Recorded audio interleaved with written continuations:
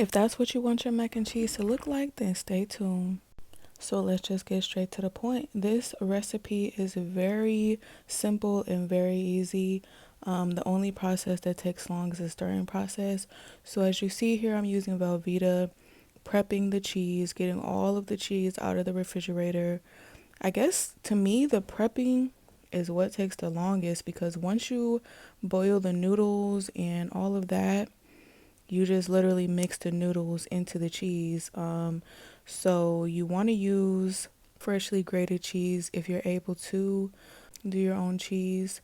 I have some Kobe Jack over there in the bag because they didn't have what was needed at the store in block cheese. So this process of getting the cheese ready is sped up, but oh my goodness, in real time, it feels like your hand is gonna fall off.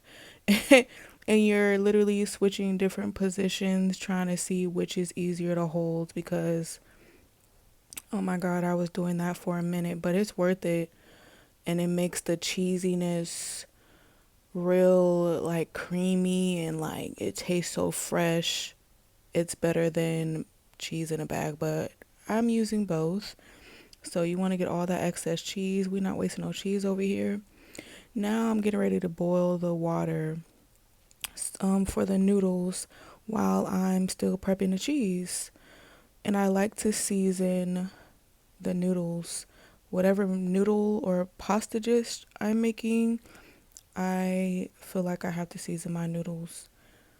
That's up to you though. It's always up to your taste and seasoning. Like you can follow this recipe with whatever cheeses you want, whatever seasonings you want. Everybody's taste buds are different. Everybody's family's taste buds are different. And I'm starting out with a base of unsalted butter so that I can control how much salt is in this mac and cheese. And I'm just having too much fun. So I added a little bit of milk, just a little bit.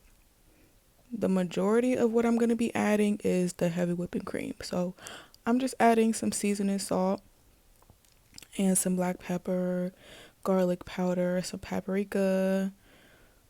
And again, we use unsalted butter so we can control the salt intake here. Now here comes the heavy whipping cream, which is makes it really creamy. And you want to add a little bit as you go, a little heavy whipping cream and a little cheese, like because you can add, but taking away, like if you're getting a soupy consistency, you can keep adding cheese to thicken it up, right?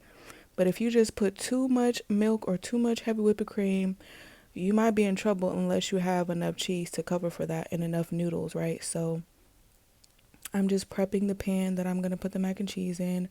And I'm going back and forth, covering the pot, coming back and mixing it. I have this on very low heat, by the way. You want your low heat, low heat, low heat. Because you're adding milk and cheese because it's easy for you to have it too high and it starts sticking. None of this was sticking at all. But maybe because I started with the base of butter first. Then you add a little bit. Add this, add a little bit of cheese, add a little bit of heavy whipping cream. You come back and forth, you cover it, and now look at the consistency. You know, you just keep adding to your liking. And look at that. That's the consistency that we want. And now I'm going to add the cheese. And you want to stir that little by little. Let that melt before you keep adding more and more. It just makes it easier to stir, you know. And that's looking really good. Adding a little bit more heavy whipped cream because I felt like it got too thick before I even put the noodles in. So I'm just adding the noodles in because I want to saturate all the noodles in cheese before I put it in the pan. Most of them. It wasn't enough room to add all of the noodles, so this is how much I got up in there. And then I'm just going to add the rest of the noodles when we put it all in the pan. I added some more butter. That's up to you how much butter you want to add and how much cheese you want to add and what type of cheese, because we all got different type of stomachs, you know what I'm saying? Then I'm just adding all the cheese. That looks so good. And then you want to put it on 350. I put mine on 325 first, then 350. Then I broiled it for that little crispy top. That looks so good, and it is good.